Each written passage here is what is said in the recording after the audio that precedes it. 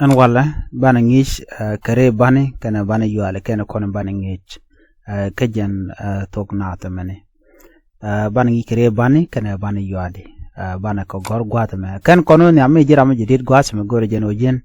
adir channel der je support der subscribe ko mi cha tike ngi mi che bare da chwa mala shi be keje kapet ana bana je to gwata me amani ame ne mo shale na me ha na mene ha bona ni amma mo menen kono mone meteke ha ene jen dunu meteke dek ko me kan wi tom me ne cha wi tom me cha pinje kek no jen teke dek jen me me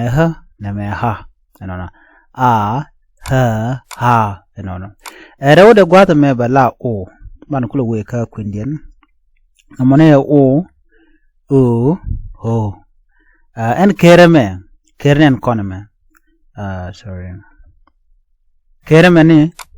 lode jendo na me ho no en kereme na me ni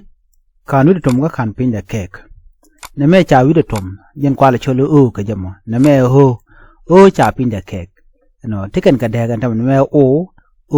ho mradian ban wetene balana na me shale na me shale sorry na me shale na me shale hair na me ha no tiken ga daga ditina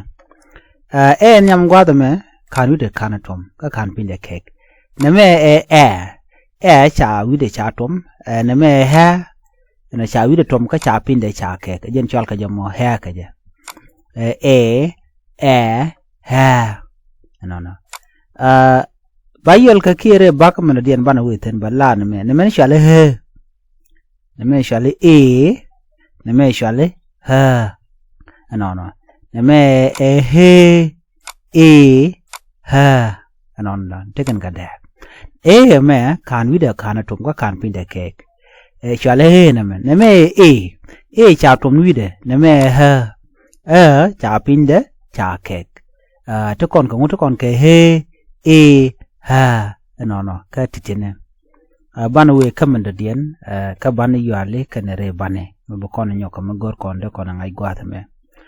to kon ka bara dien mishal ke ne me shale ho no ne me ho ho tiken ka deg na me kan pin de kek ne me ho cha pin de cha je kek ho to kon kana me ka bara dien ne me shale ne me shale sorry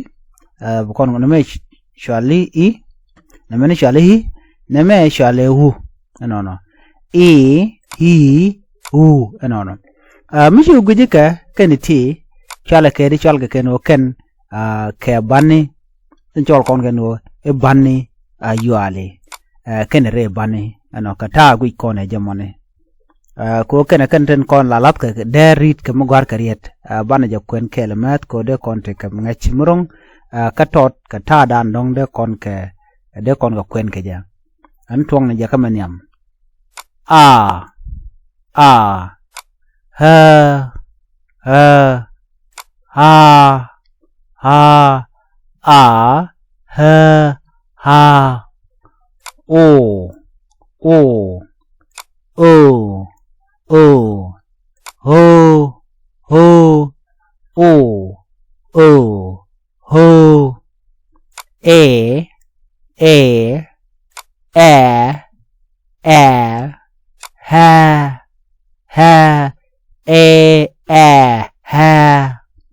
to kon ke he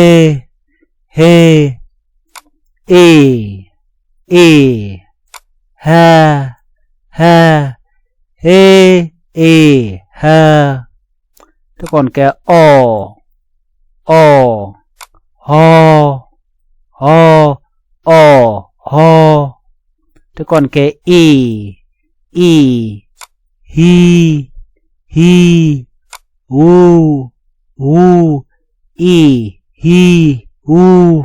tinen don kon ke tinen gwada me kenen kon ten chol kon kenu ai bane yuale kenere bane men gwa long kake o de rod mo ke gwa me dere you know dere ngi dere ja kana karodo chana shani ken chana ka gor gwa ta men ne me pal ta a te dera pal ne me de kon chorne ne der no ke hen dang ro dera to kon ke ha chet ke tak de kon gwa gwa da mo tak ne me o chet ka bol to kon ke bol ne me o me de kon go chet ke dul ngori dul ne me ho chet ke dor ngori dor sorry ba me dor ngori dor ne me chet ke kel ngori kel ne me chet ke kek ngori kek ne me ha chet ke ka ki de gorbo de ta de gorbo ta no mi kon bu kon pingo de kon he de konen chet ke pek ne me chale chet ke kir ngori kir ne me ha chet ke shet gwadme de rander shadera jagor no moda laje ne me o chet ke dor ne me ho chet ke koch ne me chet ke dit ne me hi chet ke piu ne me ne hu chet ke dul kada titi kon ngene tin ngwasa me ka kenden kon chal ken no bane yuale ken re bane no mi chiro du ngai ka gwada me de tung wer du da tya ka long ka do dan de ngai ka je bane ka kwen kel ko be koro dan ko jaga familiar ka ke de ne man tok de kon ngai chen no ngum le roda men yam jenena men gora do bana ngai ne me chale pal me chale der ne me chale tak me chale bol ne me chale dul ne me chale dor ne me chale kel ne me chale kek ne me chale ka ne me chale ta ne me chale pek ne me chale kir ne me chale shet ne me chale dor ne me chale koch ne me chale dit ne me chale piu ne me chale dul no mi yen gu yena gega do gwada mo ci kon ban go chana kalaten ci kana me ha o ho